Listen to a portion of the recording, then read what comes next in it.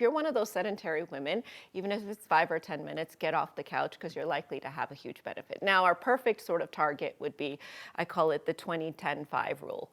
And so every day, if you can do 20 minutes of cardio, 10 minutes of either Pilates or weight training twice a week. You can do weight training the rest of the days. You can do Pilates, something to build your core, and 5 minutes of yoga meditation. That's perfect. Okay. If you can push that to 45 minutes, you'll get even more benefit. But like I said, if you can only do 20, take 20, because that's even going to offer you a huge benefit. And that's doable. Like some of like the younger women compared to, women that might be going through perimenopause or menopause, do you tell them differences in working out? There's data that you should sync your exercise to your cycles if you're premenopausal. Really? Yes, because estrogen plays that role not just in the blood vessel health, but also in muscle tissue recovery.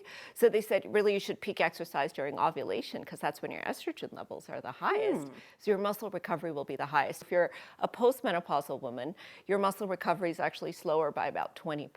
So you want to be sure, and you're losing muscle tissue faster. So you want to be sure that you really try to do a little bit more resistance training, a little bit more muscle building. But what women really need is a minimum of 140 minutes a week. Okay. So that's less than 30 minutes, 5 days a week, All right? right. Okay. So most of us can pull that off to get many of these survival benefits. Men will need about 300 minutes.